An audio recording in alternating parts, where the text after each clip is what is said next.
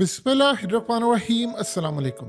इस वक्त दो बड़ी खबरें आ रही हैं। सबसे पहली खबर यह है कि इसराइल के प्राइम मिनिस्टर नेतन्याहू का भतीजा, जो कि एक बहुत ही काबिल आर्मी का कैप्टन था, कैप्टन यायर इदू नेतन्याहू, उसके बारे में रशियन मीडिया आउटलेट स्पुतनिक ने खबर ब्रेक की है कि हमास के स्नाइपर ने उसको मार दिया है। ये असल में इसराइल की आर्मी का सबसे ज्यादा डेंजरस और सबसे ज्यादा काबिल स्नाइपर था और इसको बेस्ट स्नाइपर का मेडल भी मिला था। उसके बारे में खबर ब्रेक की है इस वक्त रशियन मीडिया ने कि इसको मार दिया गया है, और यानी हमास ने इसको मारा है, और उन्होंने कहा कि अब तक का सबसे बड़ा नुकसान है। अभी तक इसी खबर को लेकर तुर्किश मीडिया ने दुनिया भर में, इन्होंने कोई तस्वीर नहीं जारी की। जिन्होंने इस वक्त सोशल मीडिया पर कोई तस्वीर जारी है वो गलत है, लेकिन उन्होंने खबर ब्रेक किया और उन्होंने कहा जी हमारी इतलात के मुताबिक ये मारा गया है। और ये बहुत बड़ा इसराइल की आर्मी के लिए झटका है, क्योंकि इसराइल का सबसे काबिल ऑफिसर था, ये सबसे ज्यादा काबिल ऑफिसर था, और काबिल ऑफिसर में बेस्ट स्नाइपर का इसको मेडल भी मिला और इसको नाम दिया जाता था डेंजरस स्नाइपर। इसको मार दिया गया है। अब इसी खबर को लेकर सारी दुनिया का मीडिया जो खबर ब्रेक कर रहा है इसराइल के प्राइम मिनिस्टर के भतीजे के बारे में, वो असल में सोर्स उनका यही है रशियन मीडिया। अभी तक इसराइल ने इसके बारे में कोई कंफर्मेशन नहीं दी, ना कोई डिनाइल किया है, कोई ऐसी चीज नहीं। ये तो आने वाला वक्त बताएगा। अगर ये खबर सच है, ये इतना बड़ा झटका इसराइल के लिए, इतना बड़ा झटका है कि आप उसका अंदाजा नहीं लगा सकते, क्योंकि अब इसके बाद जंग उस फेज में दाखिल हो रही है जहां पर इनके अपने शिकार हो रहे हैं। ये तो हो गई एक चीज, लेकिन उससे बड़ी खबर है जो कि अमेरिका के साबिक कर्नल और उस वक्त की बहुत बड़ी यूनिट के कमांडर डगलस मैकग्रेगर, इन्होंने तैयब उर्दुगान के बारे में अब तक की सबसे बड़ी खबर ब्रेक की है। सबसे बड़ी खबर, उन्होंने कहा कि तुर्की की फौजें गजा में दाखिल होने के लिए तैयार हैं और अनकरीब अर्दुगान ऑर्डर जारी करने वाले हैं, और तुर्की फौजें गजा में जाकर इजराइल के खिलाफ लड़ाई करने जा रही हैं।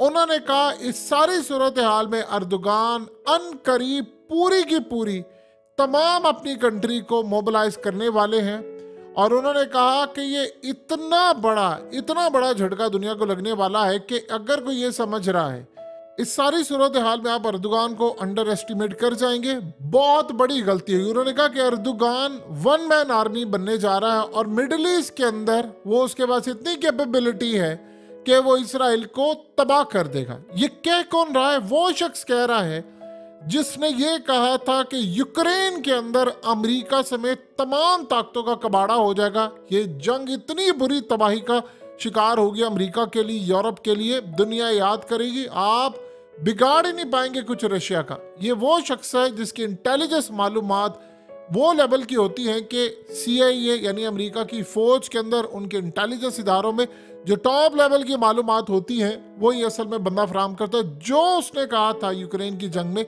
एग्जैक्टली वही हुआ है, और अब उसने कहा है कि अर्दुगान ये काम करने जा रहे हैं। देखिए, अर्दुगान ने ये जो काम शुरू किया है उसकी अगर आपको बैकग्राउंड समझ आ गई है तो इस तस्वीर को देखिए। ये अमेरिका की असल में है मिलिट्री बेस, और अमेरिका के मिलिट्री बेस पर तुर्कों ने हमला कर दिया है, फौजियों ने नहीं, आम लोगों ने, और वो शदीद गुस्से का इस वक्त इजहार कर रहे हैं।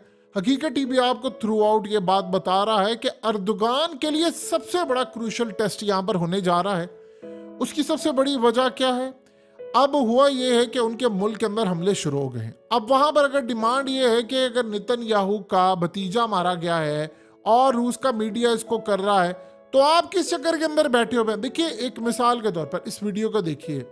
ये इसराइल की जो डिफेंस फोर्सेस हैं उन्होंने हमास की एक जगह को यानी कैप्चर कर लिया है। यहाँ से हमास वहाँ पर इन पर हमले करती थी और वहाँ पर रॉकेट और ये तमाम चीज़ें। अब ये लड़ाई है, लड़ाई के अंदर ऐसा होता है, कभी कभार ये होता है कि आपका नुकसान होता है, दूसरे का नुकसान होता है, लेकिन इवेंचुअली अब कई जगहों पर हमास का भी नुकसान हुआ है और उनकी ये जगह हाथ में आ गई है इस वक्त इसराइल की फौज के, और उन्होंने इसको पकड़ा है। बावजूद इसके कि उनके बहुत सारे फौजी मारे गए हैं, उनकी गाड़ियां तबाह हुई हैं, यासिन मिसाइल से लेके यानी 30-35 गाड़ियां उन्होंने 1-1 अरब की जो थी ये तो 48 घंटों में मार दी, उसके कुछ 40-50 फौजी मार दिए और उनके बहुत सारा नुकसान किया। यानी आप अंदाज़ा कर लें कि ये जो लोग आपकी स्क्रीन पर आ रहे हैं इनको लिबनान के बॉर्डर से उठाकर होटलों में रखा गया है और ये इन सब की थेरेपी की जा रही है और इनको बहुत ज़्यादा मोहतात अंदाज में रखा जा रहा है क्योंकि सब परेशान है इजराइल के अंदर। वो कह रहे हैं कि हमें समझ नहीं आ रही है, ये ट्रॉमा का शिकार हो रहे हैं, बहुत सारी तबाही आ रही है। आप अंदाज़ा कर लें कि अगर इसराइल के अंदर ये मामला है कि लोग वहाँ पर इस वक्त उनको थेरेपीज़ की ज़रूरत है, उनकी हर तरह से थेरेपी की जा रही है और उनको काम रखने की कोशिश करें, वो बड़ा मुश्किल है इस वक्त टाइम, यानी हर जगह पर वो समस्या हमारे लिए भी है। इस सारी सूरत हाल में अर्दोगान पर आ रहा है प्रेशर उनकी आवाम का। अर्दोगान असल में ये चाह रहे थे कि उम्मत मुस्लिमा की फौजें आएँ और हमारे साथ बैठे और हम सारे मिलकर चढ़ दौड़े, क्योंकि सबसे बड़ा मसला ये है कि अर्दोगान ने सेंटीमेंट्स हाई किए थे अपनी आवाम के कि आप बेफिक्र हैं, हमने इसराइल को तस्लीम इसलिए किया है कि हमने गजा के अंदर मदद करनी है, हम कोई सोल्यूशन चाहते हैं, फ़लस्तीन की मदद करेंगे, मस्जिद अक्सा को आज़ाद करवाएंगे और बहुत सारी चीज़ें। इवन कि आप अंदाज़ा कर लें कि ब्लिंकन कल पहुंचा तो वहाँ पर उन्होंने यानी कहा जा रहा है कि जी गले नहीं मिले, बातचीत नहीं की सही तरह पर। जब वो पहुंचे तो उन्होंने मस्जिद अक्सा का एक रेप्लिका मॉडल रखा हुआ था दिखाने के लिए और सड़कों पर अबू उबैदा की तस्वीरें जो हमास के तर्जुमान ने रखी, तो एक पैगाम उन्होंने दे दिया था कि हम इस जंग में कूदने वाले हैं। अब इस सारी सूरत हाल के अंदर अगर तैयब अर्दोगान की फौज जाती है और मुस्लिम फोर्सेस नहीं जाती तो ये बड़ा क्रूशल इम्तिहान होगा, क्योंकि अर्दोगान की फिर बैक पर 2 ममालिक खड़े होंगे, ये बात याद रखिएगा इनिशियली, और उसके बाद 3-4 ममालिक। वो कौन कौन से? सबसे पहले तो तैयब अर्दोगान की बैक पर खड़ा होगा रूस, मुकम्मल तौर पर, जिसे कहते हैं एब्सोल्युटली, क्योंकि यहां से अगर अर्दोगान जाता है तो नेटो से तो वो फारिग हो जाएगा, वो उसको फारिग कर देंगे। तो रूस पूरी तरह मदद करेगा शाम के अंदर से, उनके तमाम लोग, रूस इस सारी सूरत हाल में करेगा मदद। अर्दोगान के लिए मसला ये है कि अनकरीब तुर्की के अंदर लावा फटने वाला है। वो लावा इसलिए फटने वाला है कि वो बर्दाश्त नहीं कर रहे। वो कह रहे हैं जी आप जानते हैं कि कुछ भी मामला होता है तुर्क बाहर आ जाते हैं। वो अमेरिका से कितनी नफरत करते हैं, हत्ता कि तैयब अर्दोगान के इसराइल से और अमेरिका से बड़े कमाल ताल्लुकात, लेकिन अर्दोगान ने सेंटिमेंट्स हाई किए। तुर्क ये चाहते हैं कि हमारी वो खिलाफत वाला दौर बहाल हो, हमारे अंडर जो फ़लस्तीन हुआ करता था। असल में उनको तकलीफ है कि जी हमारे अंडर जो फ़लस्तीन था ये निकल गया, ये पाकिस्तान की तरह थोड़ी है कि हमारे यहाँ से बांग्लादेश निकल गया और हमें कोई अफसोस ही नहीं है। उनको इस बात का अफसोस है कि बादशाह हमारी थी। आज फ़लस्तीन के अंदर जो कुछ ये सफ़र कर रहे हैं या जो कुछ सूरत हाल है वो सब हमारी वजह से है। अगर हमारी एम्पायर ना टूटती तो आज हमारे पास ये सब कुछ होता। अब इस सारी सूरत हाल में इन साहब का ये जो दावा है कि अर्दोगान इस वक्त अपनी फोर्सेस रवाना करने जा रहे हैं और अनकरीब वो गजा के अंदर तुर्की के फौजी लैंड करेंगे। तो यहाँ पर याद रखिएगा फिर अर्दोगान को अगर ये अशोटी अगर मुस्लिम कंट्रीज नहीं जाती उसकी बैक पर तो फिर वो अकेले लड़ेंगे।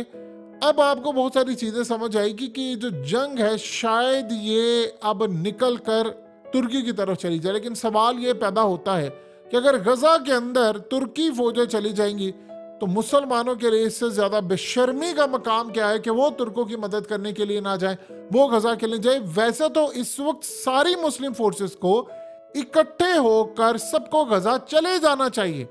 भाई इस सारी सूरत हाल में असल में मामला क्या हुआ कि अर्दोगान ने हालिया रैली से खिताब किया और बड़ी मुश्किल से वो कंट्रोल करें सेंटिमेंट्स अपने लोगों के।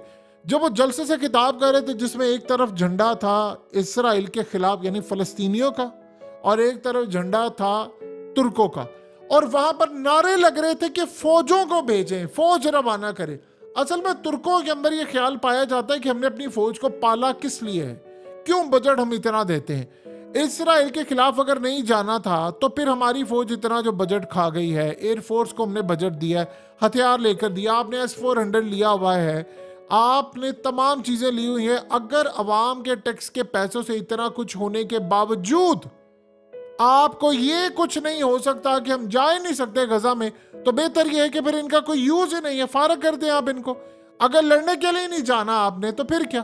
तो वहां पर अर्दोगान को बार बार ये बात कही गई। उन्होंने वहां पर लोगों ने इकट्ठे होकर, अर्दोगान ने नहीं कहा, लोगों ने नारे मारे और अर्दोगान के लिए बड़ी परेशानी की सूरत हाल। उन्होंने काम डाउन करने की कोशिश की। उन्होंने कहा तुर्क फौज रवाना करो, तुर्क फौज रवाना करो।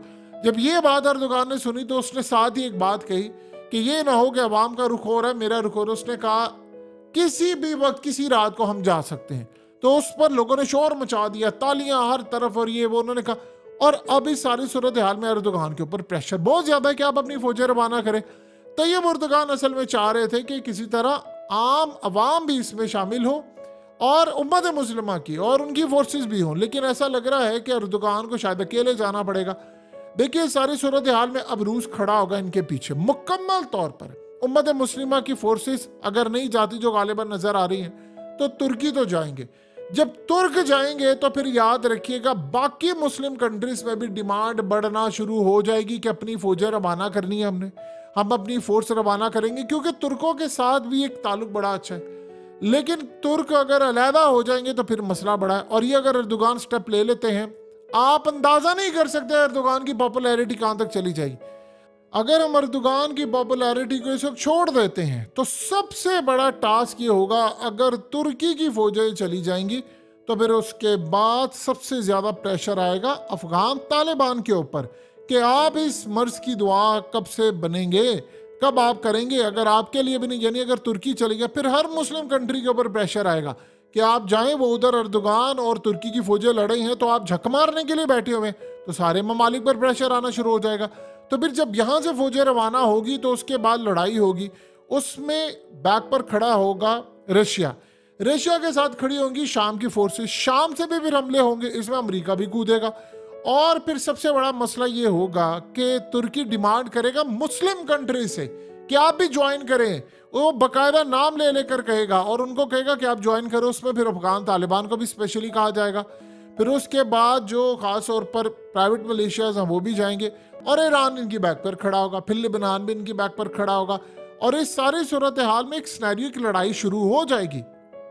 तैयब अर्दोगान का टेस्ट अब यहाँ पर है, बहुत बड़ा टेस्ट है। यानी आप देखिए कि इस वक्त उनके मीडिया में ये बात शुरू हो गई है कि हमें ये काम करना है, और अगर ये अर्दोगान कर बैठते हैं तो फिर याद रखिएगा इस वक्त अर्दोगान के लिए सबसे बड़ा चैलेंज ये होगा कि वो किन ममालिक को अपने साथ में लाते हैं। देखिए अभी तक तो अगर तुर्क फौज चली जाती है, जो ग्राउंड पर सूरत हाल है कि यानी आप ये देखिए कि अगर सिर्फ वहां पर जो लड़ाई हो रही है वहां पर जाकर गजा के अंदर वो मदद कर दें और इसराइल को रोक लें तो यही बहुत बड़ी कामयाबी है। देखिए एक बात ध्यान में रखिएगा, अमेरिका ने अभी तक खबरदार किया है बहुत सारे ममालिक को कि जो इसराइल के खिलाफ कूदा उसके ऊपर वो एटम बम मार देंगे, यानी इस तरह की धमकियां अभी तक जारी है। तो यहाँ पर एक सवाल पैदा होता है कि अगर तुर्की मुसीबत में फंसा होगा, खुदा न खासा, क्योंकि जब ये जंग तुर्कों की हो गई तो फिर ये उम्मत मुस्लिमा पूरी तक फैलनी है। देखिए अर्दोगान को इस बात का अच्छी तरह अंदेशा है कि इस वक्त अगर हमास यहाँ पर नाकाम हो रही है तो फिर उसके बाद नंबर अगला उनका है और वो बच नहीं पाएंगे। अगर कल आप ये देख लें कि उर्दन के प्राइम मिनिस्टर ने ये बात कह दी है कि लड़ाई होने वाली है, उन्होंने कहा कि अगर ये बाहर निकल कर आएंगे तो फिर उसके बाद हम भी इस जंग में कूद सकते हैं। तो अगर सूरत हाल इस लेवल की आ गई है कि उर्दन के प्राइम मिनिस्टर को भी कहना पड़ा है, तो बाकी मामला क्या है। अब आज एक मिसाल के तौर पर टाइम मैगजीन को देखिए, उनका कवर आप देखें, ये जिस ममालिक में जिन जिन ममालिक में गया है इंक्लूडिंग मुस्लिम, जब उन्होंने देखा है कि एक बच्चा बैठा हुआ है और उसके सामने सारा उसका घर, उसकी बस्ती खंडर हुई पड़ी है और उस पर लिखा है द हॉरर ऑफ गजा, तो फिर आप बताइए कि सारी सूरत हाल में मुसलमानों का खून खोलेगा कि नहीं। तो यहाँ पर अर्दोगान को ये बात बड़ी अच्छी तरह पता है, गजा गया तो वेस्ट बैंक गया, वेस्ट बैंक गया मस्जिद अक्सा गई, फिर उसके बाद इनका अगला टारगेट उर्दन, मिस्र और उससे भी बढ़कर तुर्क है, क्योंकि सुल्तान सलाहुद्दीन अय्यूबी एक तुर्क था और पुरानी लड़ाई उनकी चलती आ रही है तुर्कों से। और इस सूरत हाल में इसराइल अपना सबसे बड़ा जो दुश्मन समझता है मुस्लिम कंट्रीज के अंदर, वो तुर्कों को भी समझता है, ईरान को तो समझता है, वो तुर्कों को भी समझता है। उसकी वजह यह है कि वो कहते हैं कि ये ना हो इनके अंदर वो पुरानी जो आग है वो जाग जाए। जिस तरह आपको क्या लगता है कि अगर अर्दोगान अपनी कौम को इर्तुगरुल गाजी और फलाने फलाने ड्रामे दिखा रहे हैं, या सुल्तान सलाहुद्दीन अय्यूबी की लड़ाई कहाँ से हुई थी, और बैतुल मुक़द्दस की तो लड़ाई थी, तो किससे हुई थी लड़ाई, वो जिनसे हुई थी आज वो इसराइल बन चुका हुआ है। तो यही वो वजह है कि अर्दोगान इस वक्त, अगर उन्होंने, इसराइल ने देखा है कि उन्होंने अपनी आवाम को उभारा है, तो वो तैयारी के मराहिल में है। तो हमें ये ना हो कि ये आग निकल जाएगी, इसको बुझी रहने दो, ये निकल गई तो बड़े हालात ख़राब हो जाएंगे। यहाँ टेस्ट ये भी होगा कि कौन सी उम्मत मुस्लिमा की फोर्सेस जाती हैं, क्योंकि अगर कोई नहीं गया तो बस फिर आप ये समझ लें कि उसके ऊपर बहुत ज़्यादा प्रेशर है। लेकिन अगर तुर्क जाते हैं तो हर मुस्लिम कंट्री के अंदर ये डिमांड बढ़ेगी कि हमें भी अपनी फ़ौजें भेजनी है। फिर वो मामला और मरहला बड़ा मुश्किल होने वाला है बाकी ममालिक के लिए जो पार्टिसिपेट नहीं करेंगे।